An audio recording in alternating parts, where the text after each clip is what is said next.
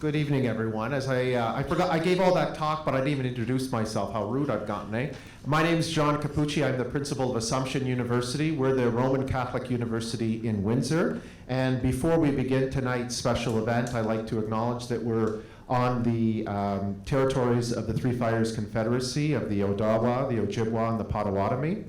I'd like to thank our host for this evening, Professor Michael Silvaggi, Vice President Academic of St. Clair College, for welcoming us to St. Clair College and making sure that... If I may, John, thank you for your patience. I know it's been a little tricky finding the exact room, but I think it's all, the wait was worthwhile. I agree with Mike.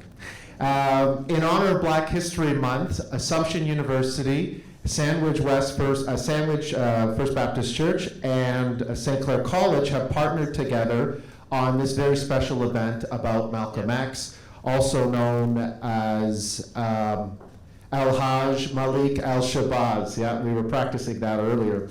I want to give a little biography of Malcolm X very briefly, because I know we're with time. So Malcolm X was originally from Omaha, Nebraska. He was originally born Malcolm Little. His parents were Earl Little and Louise Little, and actually, I learned that they met each other here in Canada. That's something we'll talk about that. The Little family, unfortunately, was forced to relocate from Nebraska. Mr. Little was killed, and I'm sure our guest speaker is going to talk a little bit about that. They were forced to relocate to Michigan. And again, Mrs. Little, Malcolm's mother, suffered some mental health issues, and unfortunately the children had to be brought into foster care.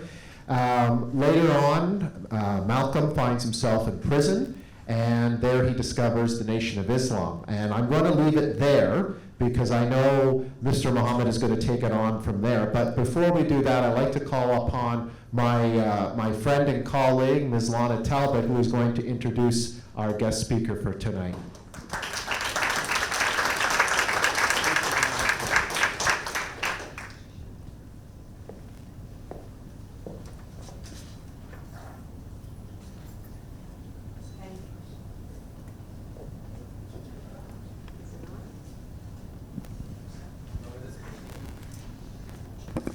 Thank you.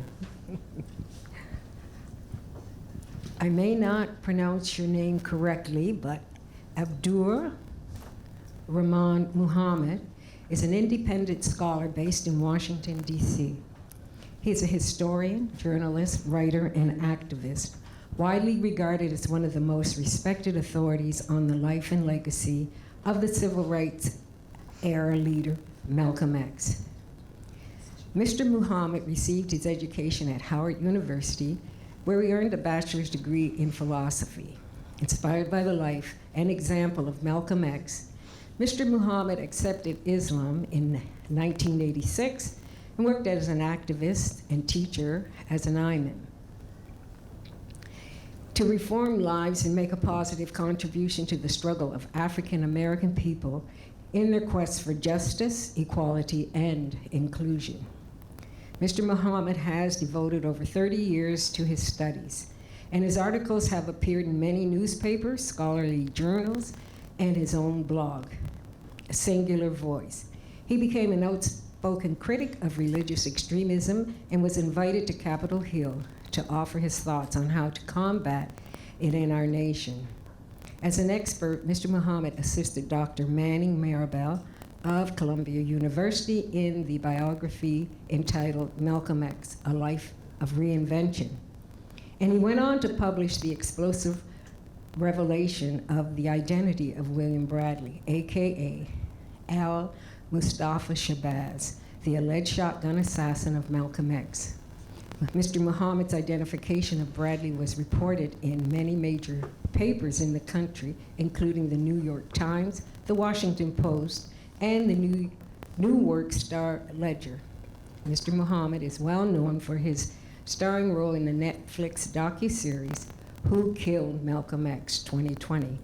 Friends, it gives me a great pleasure to introduce our guest speaker for this evening, Mr. Abdur-Rahman Muhammad, whose talk is entitled Malcolm X and the Struggle for Justice and Brotherhood.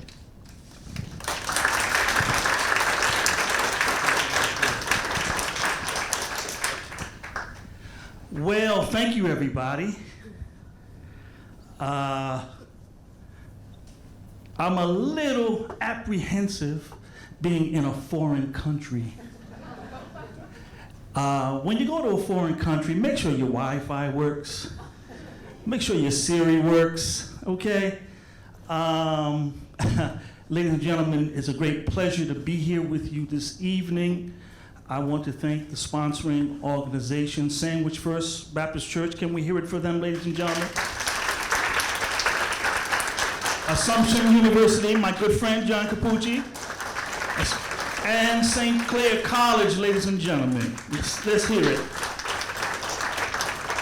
Now, even though I said I'm a little apprehensive, but in reality, we black people in America, we have a warm spot in our heart for Canada, because Canada has always been a great friend to the black man and woman of America since day one.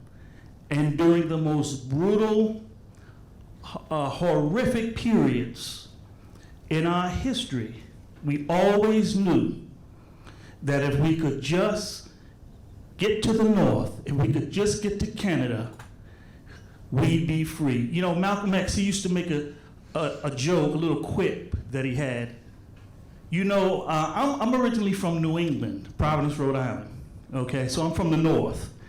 So they call me one of those northern Negroes, like W.E.B. Du Bois, you know what I'm saying, from Massachusetts, and I'm from Providence, you know. And we feel some kind of way up there, you know, that racism is not that bad in the north. It's really in the south, right? Alabama, Mississippi, Georgia, Florida, Tennessee, Arkansas, Louisiana, the brutal states. But in the north, we have these pretensions like Malcolm X disabused us of that notion. He said, stop talking about the South. As long as you're south of the Canadian border, you're south. Meaning what? Above the Canadian border, we're in good shape. So I'd like to thank the great people of Canada. Give yourself a round of applause for the legacy of refuge and comfort and aid to black people in their darkest hour. We could go back to the 1850, the Fugitive Slave Act. We could talk about Marianne Shadd Carey, who founded a community here, the first black woman in America to found a newspaper in North America, and also a community here in Ontario. So there's a lot to talk about. And of course, John stole my thunder with the revelation that Earl and Louise Little, Malcolm's parents, actually met at a Garvey meeting here in, I believe it was Montreal, Canada. So with that, I'd like to begin our topic, Malcolm X and the struggle for justice and brotherhood. And when I conclude, I'm going to open it up, and you can ask me any question that you like. And I'm looking at this audience, and this is it looks like an audience full of professors. Are you guys professors? These are not because normally, you know, these youngsters nowadays, it's really frightening, but a lot of them have never really heard of Malcolm X, much less his classic text, the autobiography of Malcolm X, which was like, you know, the gospel when I was coming up. You know that, right? Right? I mean, we all read this book. This book was published 9 months after his assassination, and it has never gone out of print. And it is a classic, not only of African American literature, but American literature. And we're going to get into his narrative and his very powerful story that only he can tell as we talk about the concept of brotherhood. Because brotherhood is a very simple concept, really. I mean, what is a brother? A brother is a sibling, right? A brother is someone you share parents with. So that's even closer than the concept of kinship. A brother. right? Or sister. I know we're at a university, let's not. We mean brother and sister, okay? You know, that's a big thing. Brothers and sisters. You may get along with your brother, you may not. You may agree with his ideas, you may not. You may like him, you may not. But guess what? That's still your brother. And you're gonna always have a special relationship, right, with your brother or your sister. You may not even talk to them. But if they need some money, you'll give it to them, right? If they're looking for a job, you'll find them one. Because what? They're your brother.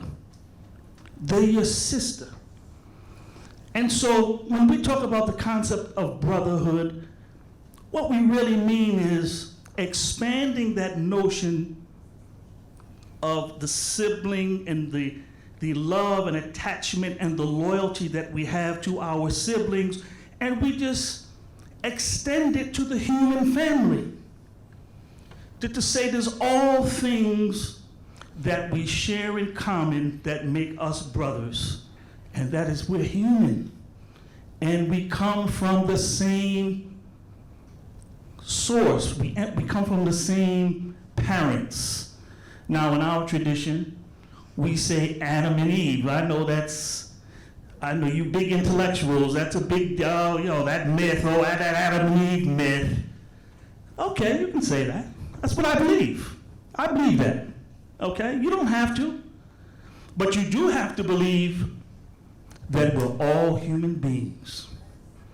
And we all deserve respect. We all deserve to be honored. We all should be able to feel secure from the harm of another human being. That's just so basic. It doesn't matter what your religion is. It doesn't matter what your, worldview is, what your philosophy is. We're all human beings, and we've got to figure that out. Now, unfortunately,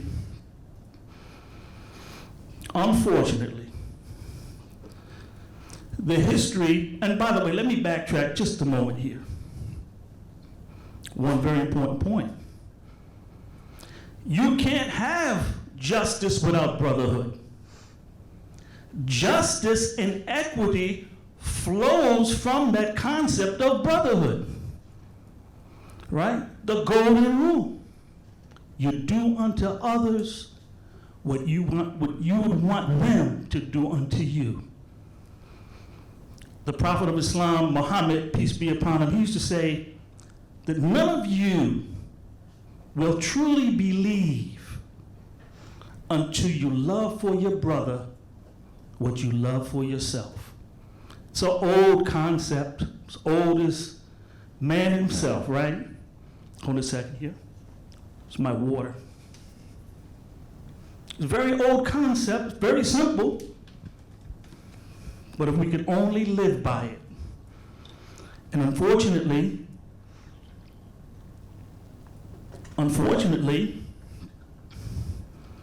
for most of his sojourn in America, the black man has not experienced brotherhood, inclusion.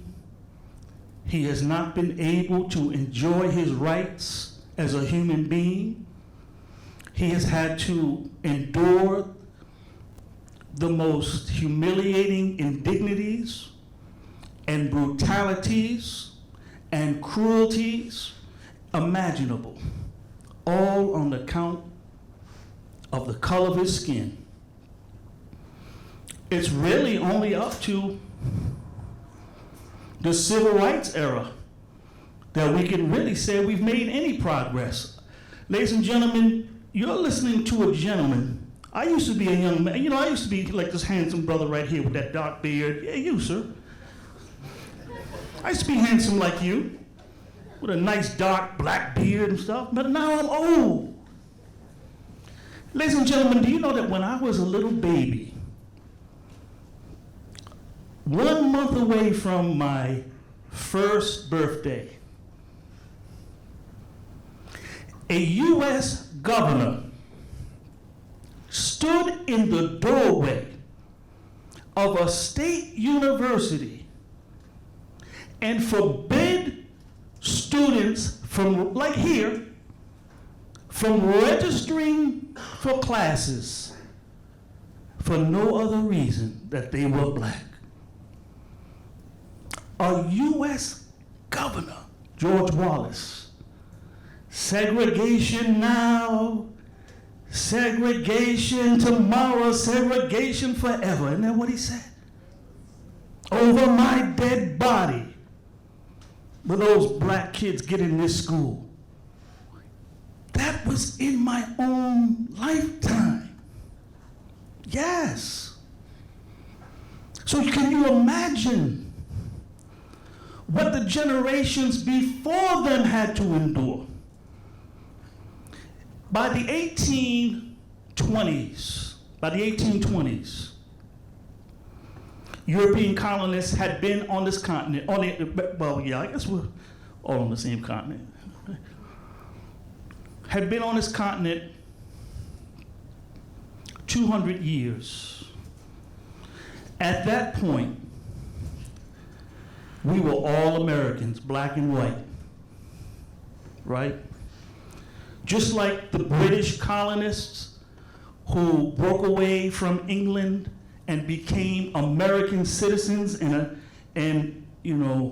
adopted a distinctly American identity and personality, so did the black men and women who were brought here from Africa. But do you know that, 1816? It was believed that black people were so much different than white people that we have to colonize them and ship them back to Africa. That's how Liberia was founded by the American Colonization Society. You all may have read about that, all right? It was believed that this was a white man's country, talking about America, and that black people racially were so much different than white people, so inferior, that there was no way ever possible that the two races could live side by side, okay? And this was the case all the way up to the founding of the Klan, the White Citizens Council, the Black Legion, all of these groups that, thank God, they're still around, but they have nowhere near. By the way, it's unimaginable now that a governor could stand in the doorway of a state university, state college, and block someone on the basis of their race. I mean, do you think that could happen today? I don't think so. Maybe it could. Maybe it could, but I don't think so. I think we've made some progress.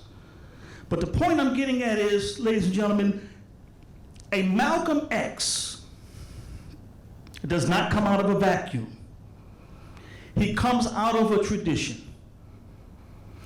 Whereas the vast majority of black people in America, through all of these centuries, always maintain their hope for the future, that although things are dark now, my children will see a better day. But I'm not going anywhere. America is my country. I built this country. My blood soaked this soil. I built these buildings. I tilled those fields. I fought those wars. This is all the way back to the revolution. And this is my country, just like it's your country. I know I come from Africa, but 200 years later, I'm an American just like you. And I'm not going back on no ship to some colony in Liberia or some other place. But you know what? there has always been a small group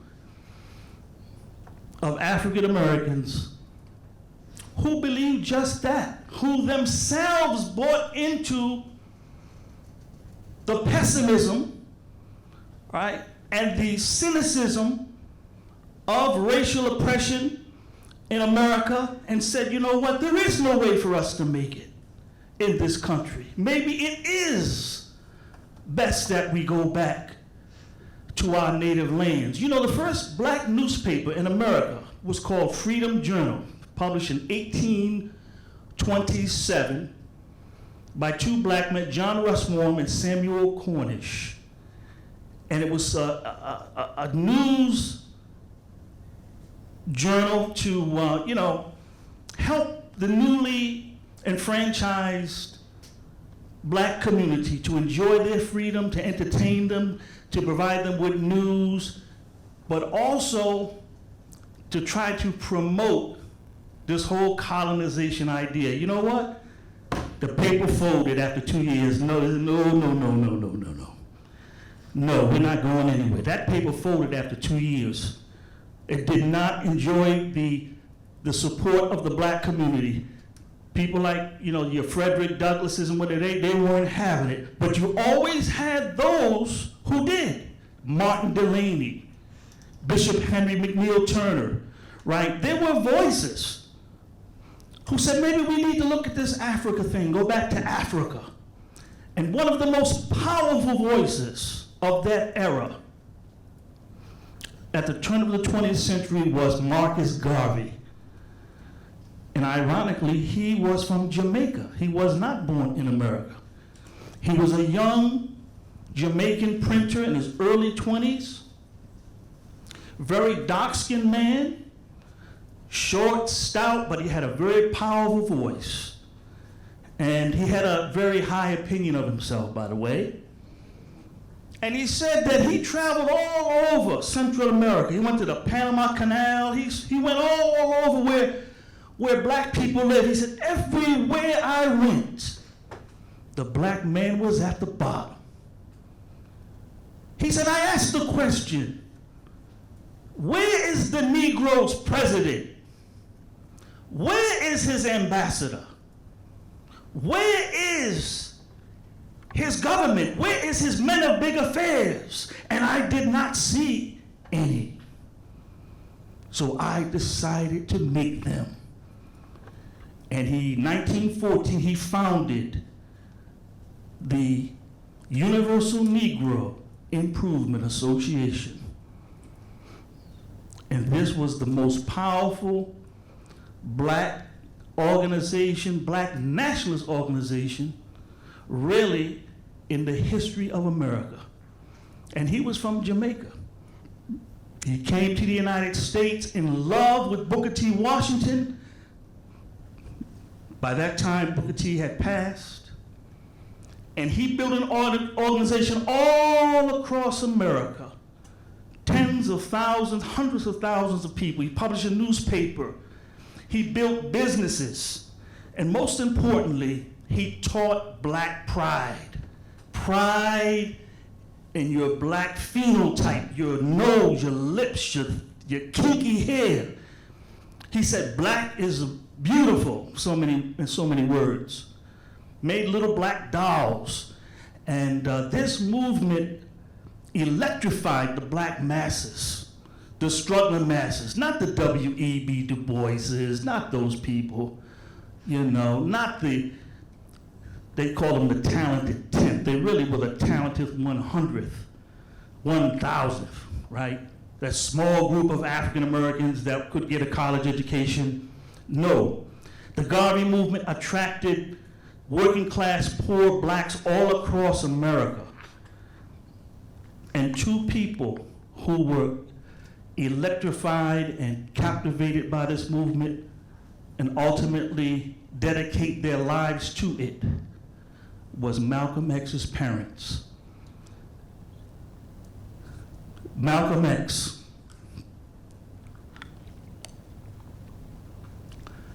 When you hear Malcolm X, you hear the voice of Garvey.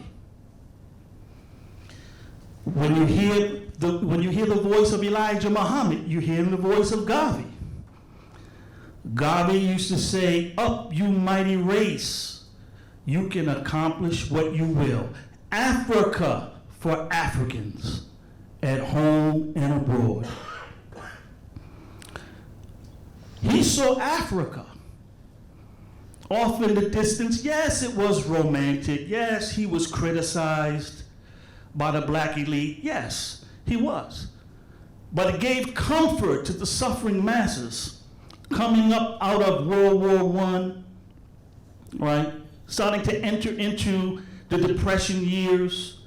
The Garvey movement was very important to giving black people a sense of hope, but not hope in integration, hope in their own black selves, their own black nation. They begin to see themselves as a nation within a nation. And it's this concept that was in the bone and in the marrow of Malcolm X when he was coming up. As I shared with you earlier, his parents met in Canada at a Garvey meeting. Earl Little, his father, was married before, from Reynolds, Georgia. His mother was from Grenada. And his mother, Malcolm said, was the product of a rape between an older white man and a black girl on that island. That claim has been examined, and one can critique that later, but that's what he said. His mother was very light-skinned. She looked almost white. She was mistaken for white many times, but she loved black people. She loved Garvey, and she met Earl Little, and they fell in love. Within 2 weeks, they were married, and they came back to the United States on fire with the Garvey movement. They move all over. They go to Philadelphia, where their first son was born, Wilfred, 1920.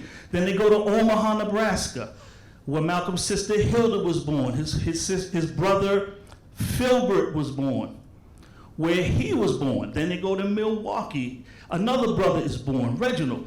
And all of these older siblings were taught and preached the Garvey message. Malcolm's father actually became a preacher for Marcus Garvey and went all over the country spreading the gospel of Garveyism, as well as being an itinerant Baptist preacher.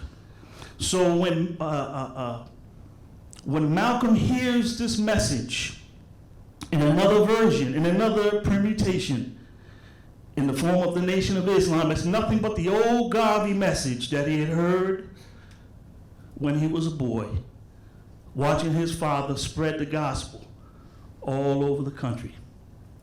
Sadly, Malcolm's father dies tragically in an accident when he was only 6 years old.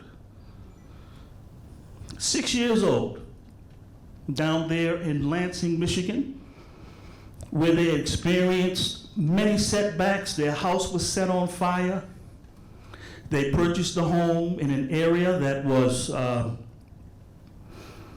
racial covenant, and the seller of the home did not inform them that as a black family they weren't allowed to live there. They just sold them the property, and then the white neighbors took them to court, and before the situation could be settled, the house was set on fire. That's where this book picks up, the nightmare that he calls it. After that, 1931, his father is found dead, crushed under the tracks of a trolley car. He lived long enough to make it to the hospital, but he died. His right arm and leg was crushed, almost severed from his body. Malcolm always believed that the Black Legion, a white racist Klan-like group, had committed the dastardly act. But the long of the story of the thing is that the family completely fell apart. And Malcolm talked about the white social workers who came and broke up his family. His mother began to break down. She just could not handle it. And also she suffered from mental illness, and that is, a documented fact. There's a new book that's just come out on Louise Little called The Life of Louise Norton Little, done by her daughter, Malcolm's sister. It's a very good book.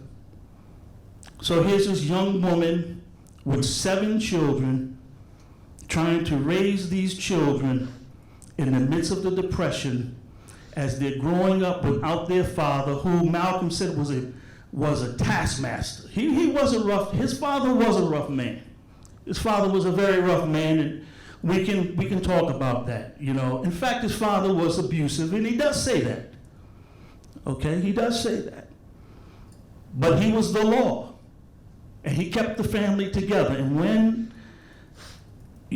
they lost the father, the mother just couldn't handle it. She got caught up with another gentleman who looked just like Earl, resembled him, big black man. She said, well, maybe this man will help me with these children. Malcolm talked about how she would get pretty for this man and how she came to life whenever he came around. The man stayed long enough just to give her another baby. And then he left. And that crushed Louise Little. It crushed her. And this is when the family completely falls apart. They get parceled out to different foster groups. Malcolm starts turning to crime. He starts stealing. He becomes a delinquent, basically, and he becomes a ward of the state. They entrust him to a foster home, the Gohanas.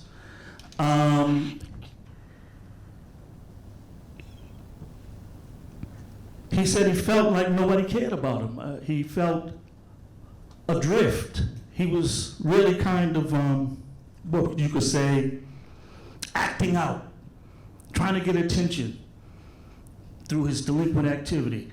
And what ultimately happens, folks, is that he turns it around. He gets noticed by this social worker named Alan. And we're gonna wrap it up here. I'm gonna tie this up, believe me. He gets put in a home with this white social worker named Miss Swerline. And he turns around. And he starts doing great in school. In fact, he's elected as the class president. He's a top 3 student in his class. He starts turning it around, He's excited. He's eating good. He's got a stable environment with Miss Swerline. And one day, his 8th grade English teacher asked him, Malcolm, what would you like to be when you grow up? He said, I think I'd like to be a lawyer. And the teacher said, oh, Malcolm, that's not a good career for a N-word. No, they used the N-word back then. That's not a good, no. You're good with your hands. Why don't you be a carpenter? Why don't you be a tradesman? Your father was a carpenter. No. A lawyer, that's not a good trade for a black man. Malcolm was crushed. Malcolm, that was the point when he lost all hope. That is when he said that America is nothing but hypocrisy. When all of my classmates, I'm the class president. I'm the life of the party. Everyone loves me. Everyone follows me. I'm the leader. And you telling me that I can't be a lawyer? Well, guess what? I'll be a hustler. I'll go, forget all these pretensions, forget all of these, these haughty Negroes that he used to see, that he used to watch on the steps of the Capitol there in Massachusetts, when he went to Boston to live with his pardon me, ladies and gentlemen. Collect myself here.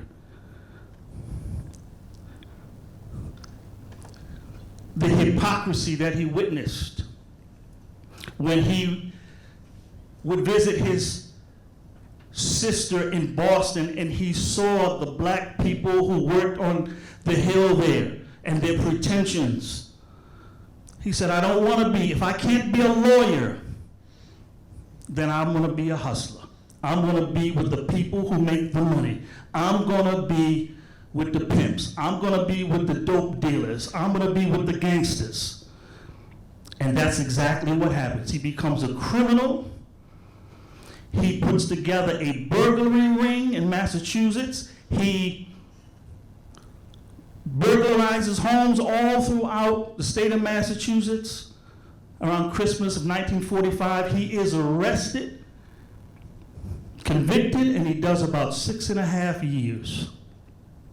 And in that time, he completely turns his life around in that period and comes out a firebrand for this organization called the Nation of Islam. Now, ladies and gentlemen, how this relates to the concept of justice and brotherhood is this.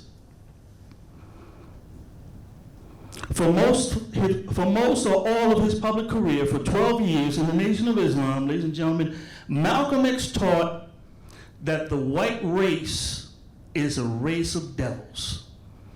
He taught that unity or brotherhood between the black and the white races was absolutely impossible. That the white race was an evil race that was created by an evil scientist. This is what he taught.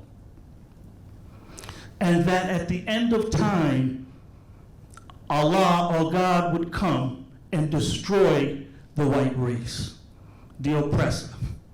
He taught that the black man is God and the white man is the devil. And he taught that for 12 long years on television, on radio, and interviews. And no one did it better. But he was despised. He was called a hater, a merchant of hate, a demagogue. He was called all of this.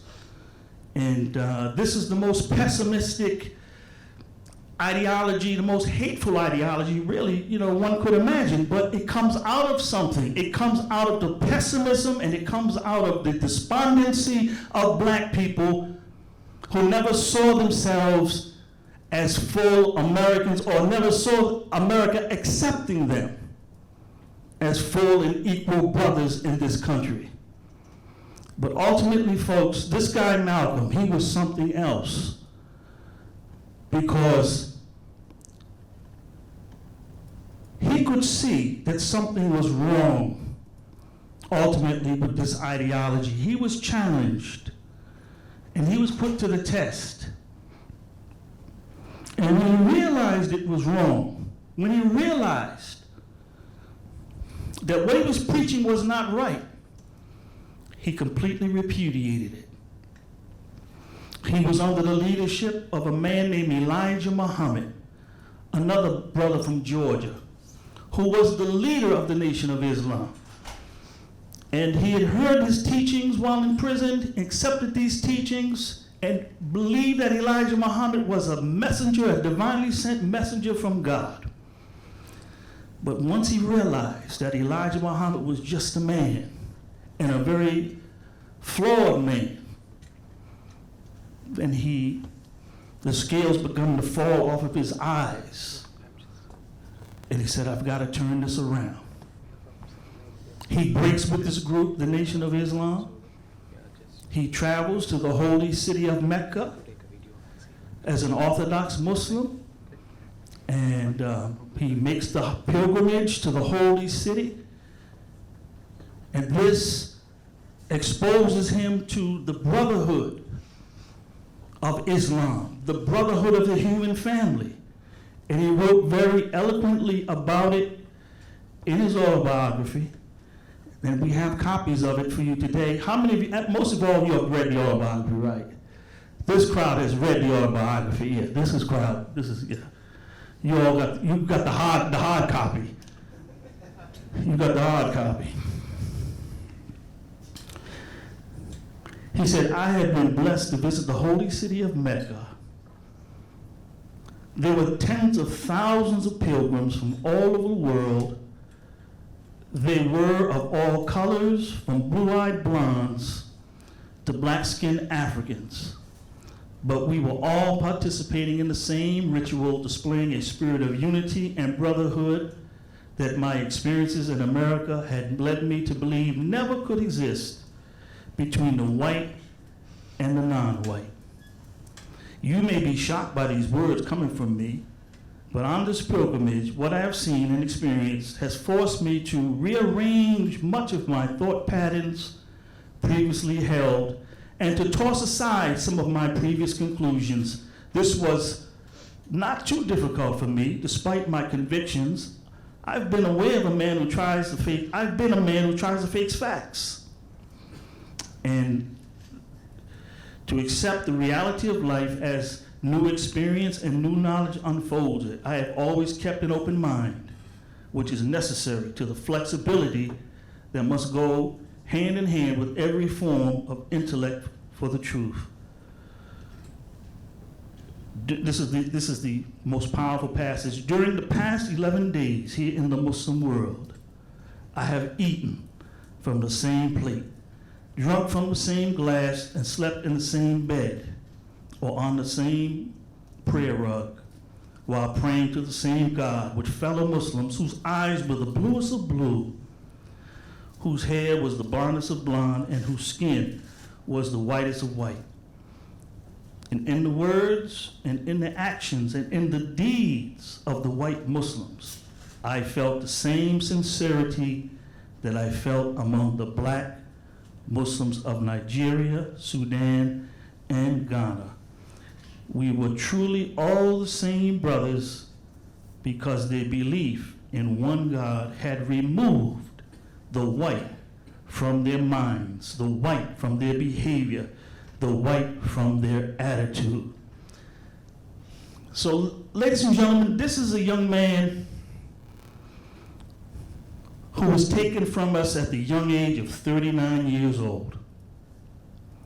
So was Dr. King, by the way.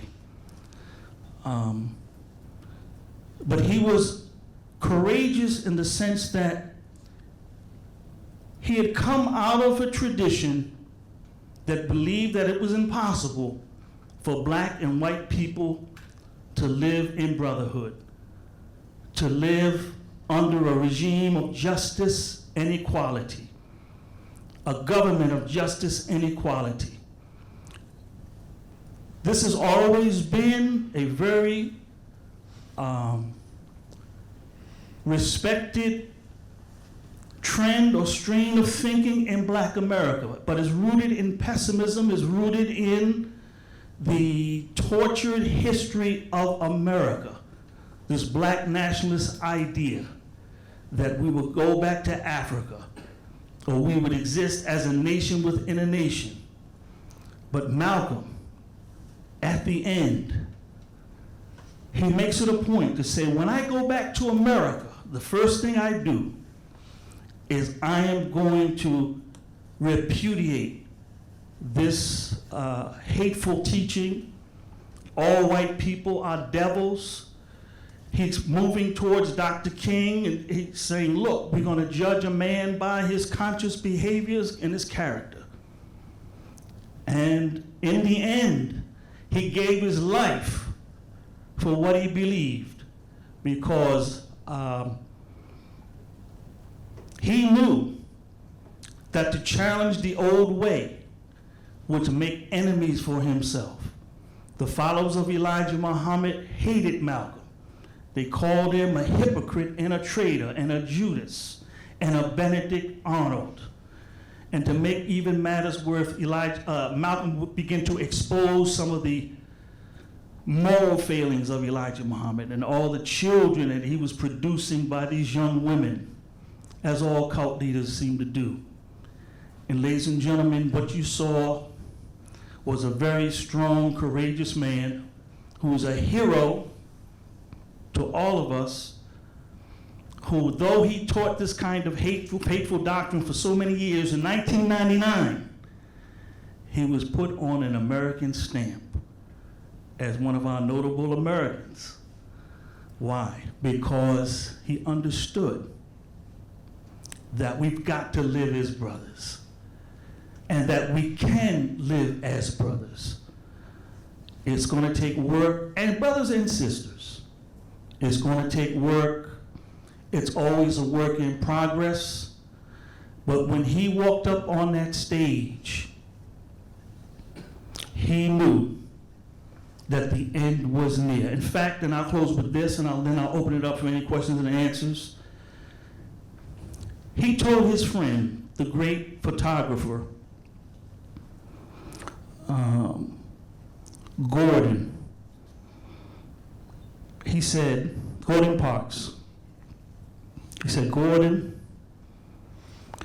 those were some dark days.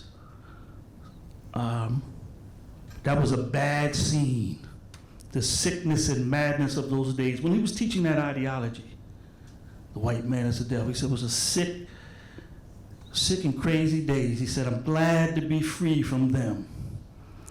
He said, but it's a time for martyrs now. And if I'm to be a martyr, it will be in the cause of brotherhood. And ladies and gentlemen, there is no justice without brotherhood, and I think that's what Malcolm would want us to remember today. Thank you very much.